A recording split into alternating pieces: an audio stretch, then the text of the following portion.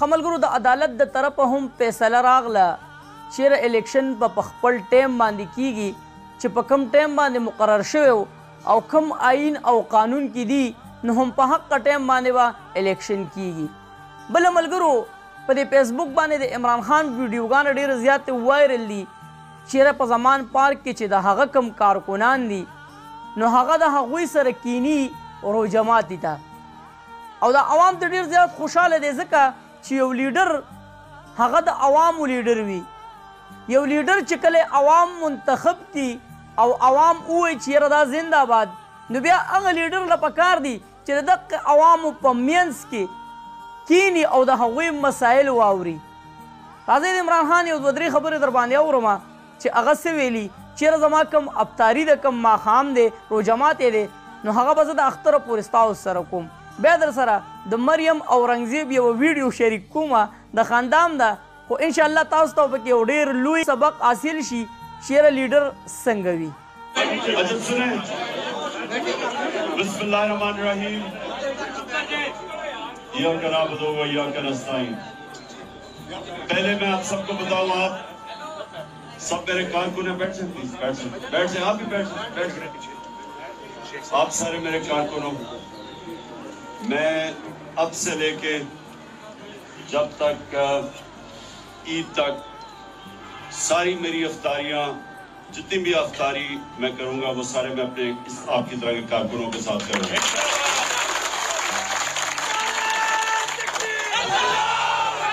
د عمران خان دغه تقریر تاسو واورېدو چیرې کوم روجماتي دي نو هغه به زه ټول تاسو سره په دې دسترخوان کینم او تیروم به. دا عوام ګوري ملګرو ځکه مونږ چې کله هم اورېدلي دي نو کله چې د الیکشن ورځې وي نو مونږ یا ایم پی اے ایم این اے دغه غټ غټ خلک خو چې کوم دي نو دا خو مونږ چېرته لیدلي هم نه دي. اوس زرداري شو نواز شریف شو یا بلاول شو خو مونږ د دې کلي علاقې دغه ایم پی اے او ایم این اے دوی د الیکشن په دې ورځو کې توبه استغفار خو په دې کوڅه کې در سره ولاړ وي او هغه الفاظ چې تا به په خوب کې هم نه اورېدلي او ستا به دا سوچي چېرې د دې الیکشن نه بعد به 100% زمونږ چې دا کومه محله ده نو دې کې به چپس ماربل لګي او دې کې به دلته رڼاګانو ښار وي او پارکونه به وي سټیډیم به وي سکولونه به وي کالجونه به وي دلته به یو ایرپورټ وي چې زمونږ د دې کلي د دې ګاونډ د دې خوا نه به مونږ جاز ته خیجو او په بهر ملک کې به کوزیږو. خو دغه ټولې وعدې چې کومې وي هغه عبث شي د الیکشن نه بعد بیا دغه لیډر مونږ نینو نو چې کله دغه لیډر دغه شان د عوامو په منځ کې کینی او د عوامو منځ ته راشي او د هغوی مسلې واوري نو دا خلک خوشحاله شي چې زه د هغه کس دی چې په الیکشن کې زمونږ سره وعدې کړې وي خو د الیکشن نه بعد یې هم مونږ ته هغه خپل مخ راښکاره کړو او زمونږ سره کېناستو. اوس راځئ د پی ډي ایم د مریم اورنګزیب یوه ویډیو ده په سوشل میډیا باندې ډېره زیاته ور کېدی شي زړی خو اوس ما وکته نو دا وګورئ بیا سره نورې خبرې کوم.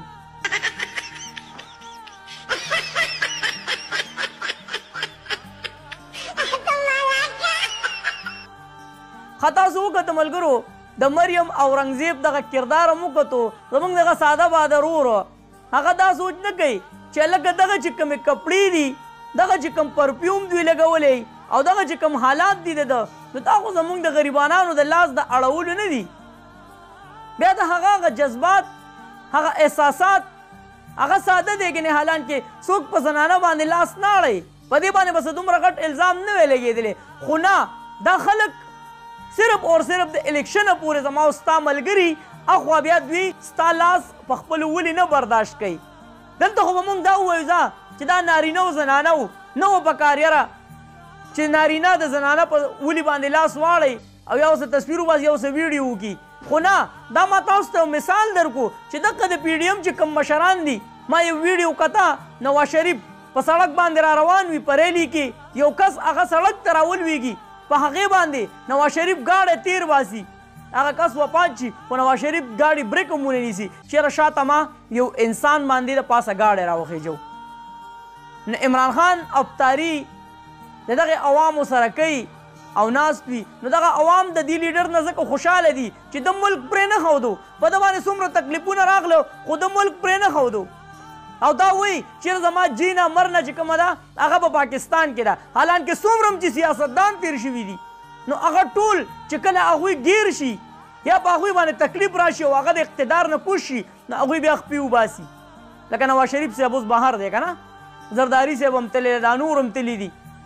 نو عمران خان واحد لیډر دی چې هغه وایي زما مرګ او ژوند په پاکستان کې دی، نو په دې وجه دا خلک ورسره د زړه نه مینه کوي. تاسو وایئ عمران خان په باره کې د دې روجماتي په باره کې کمنټس کې موږ سره خپله رایې لازمي شریک کړئ. چېرته مې الله خان آباد او خوشحاله ساته د لوی الله تعالی.